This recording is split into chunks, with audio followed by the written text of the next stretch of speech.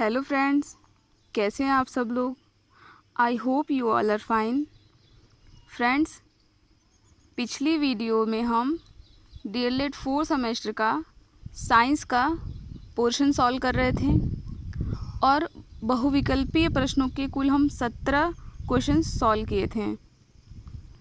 तो फ्रेंड्स, उसी सीरीज़ को आगे बढ़ाते हुए हम आगे कुछ और क्वेश्चंस को सॉल्व करेंगे, देखेंगे।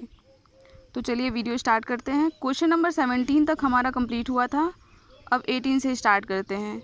ये आज का है अपना क्वेश्चन नंबर 18। इनमें से कौन सी सांद्रण की विधि नहीं है? धातु के निष्कर्षण में जो अयस्क होते हैं उनके निष्कर्षण में सांद्रण विधि कौन सी नहीं है?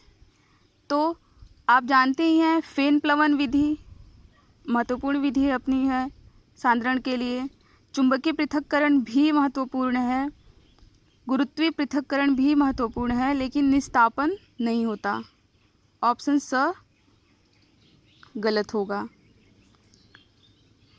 क्वेश्चन नंबर 19, परावर्तनीय भट्ठी के भाग हैं। जो परावर्तनीय भट्ठी होती है अयस्कों के निष्कर्षण में जिसका प्रयोग किया जाता है, तो उस भट्ठी के जो भाग होते हैं इनमें से कौन से वो भाग हैं? अ अग्निस्थान, ब भट्ठी का तल, स चिमनी, या ये सभी। तो परावर्तनीय भट्ठी में जानते हैं अग्नि का स्थल भी होगा, चिमनी भी होगी और भट्ठी का तल भी होगा। तो ये तीनों ठीक हैं, तो हमारा ऑप्शन द ठीक होगा, ये सभी। क्वेश्चन नंबर 20, परावर्तनीय भट्ठी में भर्जन करते हैं। परावर्तनीय भट्ठी में भर्जन करते हैं क्या? अ टीन स्टोन का, गैलेना का, ये जो PBS गैलेना है वो गैलेना लेड का अयस्क है, जानते ही हैं। स कॉपर पायराइट। कॉपर पायराइट ये क्वेश्चन में बार बार पूछे जाते हैं। कॉपर पायराइट का एक और नाम है जिसको हम बोलते हैं झूठा सोना, CuFeS2। तो परावर्तनीय भट्ठी में किसका भर्जन किया जाता है? तो टिन स्टोन का भी किया जाता है, गैलेना का भी किया जाता है और कॉपर पायराइट का भी किया जाता है। तो हमारा ऑप्शन ये सब ठीक होगा, अ ब स। तो उपरोक्त सभी का द ऑप्शन ठीक हो जाएगा। धातुएं होती हैं उष्मा की। धातुओं के बारे में जानते ही हैं, अधातुओं के बारे में भी जानते हैं। धातुओं के क्या गुण होते हैं, अधातुओं के क्या गुण होते हैं। फ्रेंड्स, आज की इस वीडियो में हम बहुविकल्पीय प्रश्न कर रहे हैं, तो हम कुछ भी लेंदी में ज़्यादा नहीं जाएंगे। तो हम आज बहुविकल्पीय प्रश्नों को देख लेते हैं, फिर ये जब सीरीज़ ख़त्म होगा बहुविकल्पीय प्रश्नों का, तो नेक्स्ट जो हमारी वीडियो होगी बहुविकल्पीय प्रश्नों के बाद लघुत्तरीय प्रश्न जो होंगे उसमें हम धातु अधातु के बारे में डिफाइन करेंगे, विस्तार से उसके बारे में समझेंगे। तो धातु अधातु के बारे में जानते ही हैं। धातुएं होती हैं उष्मा की, क्या होती हैं? कुचालक होती हैं या सुचालक होती हैं? क्या होती हैं? सुचालक। कोई भी धातु हो, लोहा, सोना, चांदी, कोई भी धातु हो, अगर हम उसको हीट देंगे, उष्मा देंगे, तो वो क्या होगी? वो धातु पूरी की पूरी हॉट हो जाएगी। धातु के किसी एक सिरे पे हम हीट देंगे तो वो हीट धीरे धीरे पहुँचते पहुँचते दूसरे सिरे तक भी पहुँच जाएगी। तो धातुएं उष्मा की क्या होती हैं? सुचालक होती हैं, जानते ही हैं। ऑप्शन ब ठीक हो जाएगा। जो अधातुएं होती हैं, कुछ धातुओं को छोड़ के उष्मा की कुचालक होती हैं, बाकी सभी अधातुएं उष्मा की कुचालक होती हैं। क्वेश्चन नंबर 22, धातुओं का भौतिक गुण है। धातुओं का भौतिक गुण क्या होता है? अ चमकदार सतह, या ब कठोरता, या स आघात वर्धनीयता, या ये सभी। तो धातुओं का भौतिक गुण जो होता है, धातुओं और धातुओं के गुण के बारे में इस सीरीज़ के बाद हम लघु स्तरीय प्रश्न जब देखेंगे तो धातु और धातुओं के क्या गुण होते हैं उसके बारे में जानेंगे। डिफाइन करेंगे विथ अ लेंथी मेथड। चमकदार सतह होती है धातुओं की और वो कठोर भी होती हैं, और आघात वर्धनीयता मतलब उनको एक निश्चित टेम्परेचर दे के अगर उनको पीटा जाए तो उनमें विस्तार होता है, तो उसी को बोलते हैं आघात वर्धनीयता। तो धातुओं के तो ये तीनों गुण मिल गए। उनमें लाइट भी होगा, मतलब चमकदार सतह भी होगी और कठोरता भी होगी, वो हार्ड होंगे, और आघात वर्धनीयता जिसको हीट दे के पीटने पे उसमें विस्तार होगा। हमारा ऑप्शन द ठीक हो जाएगा, ये सभी। 23 अयस्क के रूप है। अयस्क के कौन कौन से रूप हैं? आक्सीकृत अयस्क, हैलाइड या अ ब दोनों या इनमें से कोई नहीं। अयस्क के आक्सीकृत अयस्क और हैलाइड ये दोनों रूप हैं। हमारा ऑप्शन स ठीक होगा। खनिजों के रूप हैं। खनिजों के कौन कौन से रूप हैं? धात्विक खनिज, अधात्विक खनिज या खनिज ईंधन, ये तीनों रूप हैं खनिजों के। धात्विक खनिज के बारे में जानते ही हैं, जो जिन खनिज में से धातुएं निकलती हैं, धात्विक खनिज, जिन खनिजों में से अधातु निकलती है उसको अधात्विक खनिज बोलेंगे। और ये जो खनिज ईंधन है इसमें जो पेट्रोलियम होते हैं और नेचुरल गैस होते हैं, प्राकृतिक गैस होते हैं, उसको हम खनिज ईंधन बोलेंगे। तो जितने भी खनिज होते हैं, धात्विक खनिज भी मिलेंगे, अधात्विक खनिज भी मिलेंगे और खनिज ईंधन भी हमें प्राप्त होंगे। तो हमारा ये तीनों ऑप्शन ठीक है, तो द ऑप्शन ठीक हो जाएगा, ये सभी।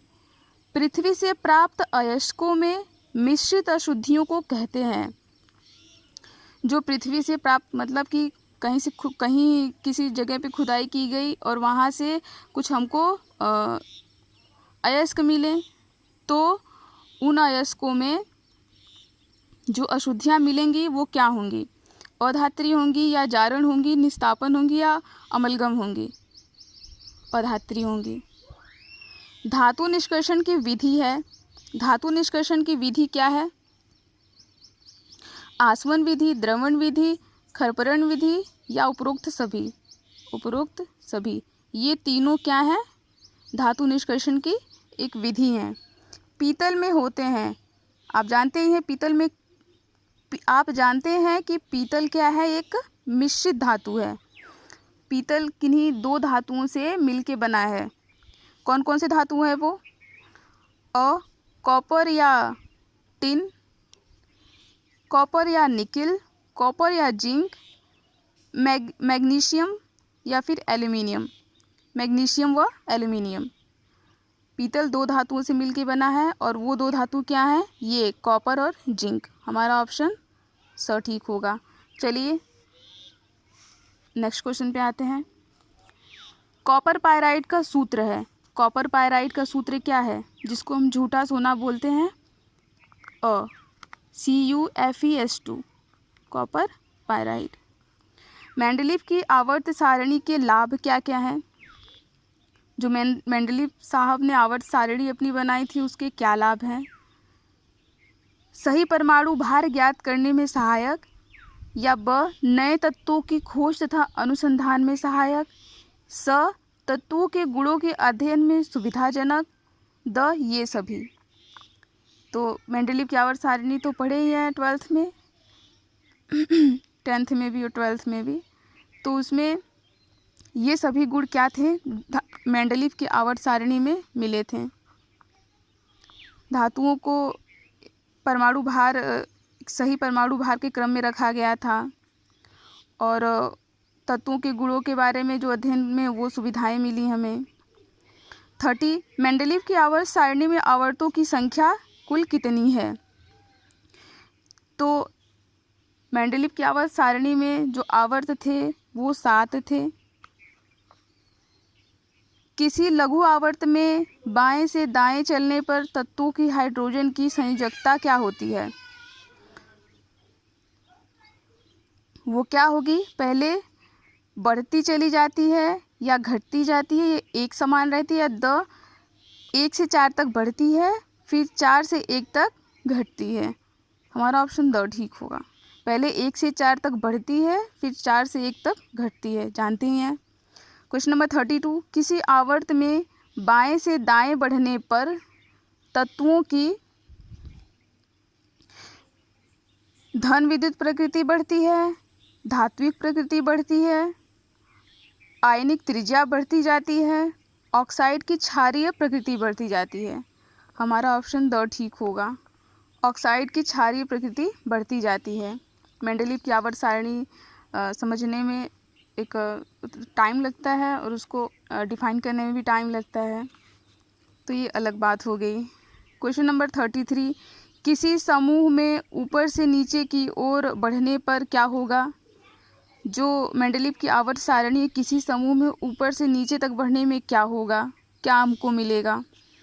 आयनिक त्रिज्या घटती जाती है, सुचालकता बढ़ती जाती है, या जो तत्व होते हैं उन तत्वों की आयनिक त्रिज्या बढ़ती जाती है, या फिर सुचालकता बढ़ती जाती है, या घनत्व बढ़ता जाता है, या धात्विकता बढ़ती जाती है। हमारा ऑप्शन द ठीक होगा, धात्विकता बढ़ती जाएगी, जो मेंडलीव की आवर्त सारणी थी। मेंडलीव की आवर्त सारणी में एक दोष यह है कि जो मेंडलीव साहब ने जो अपनी आवर्त सारणी दी थी उसके कुछ दोष थे, उसमें से इसमें कौन सा दोष होगा? चलिए देखते हैं। अ, हैलोजन परिवार के सदस्यों को एक समूह में रखा गया है, या ब, इसके आधार पर अज्ञात तत्वों के गुणों के बारे में भविष्यवाणी नहीं की जा सकती, या स, सर्वथा भिन्न गुणों वाले तत्व एक ही समूह में स्थान पा गए हैं। सारणी को बनाने के पीछे कोई आधारभूत सिद्धांत नहीं रखा गया है। हमारा ऑप्शन स ठीक होगा, सर्वथा भिन्न गुणों वाले तत्व एक ही समूह में स्थान पा गए हैं। फ्रेंड्स, आज की ये वीडियो आपको कैसी लगी प्लीज़ कमेंट सेक्शन में बताइएगा। अगर वीडियो अच्छी लगी तो एक लाइक करिएगा और चैनल को सब्सक्राइब करिएगा। अब नेक्स्ट वीडियो में हम कुछ और बहुविकल्पीय प्रश्नों को देखेंगे। तब तक के लिए thank you, please take care.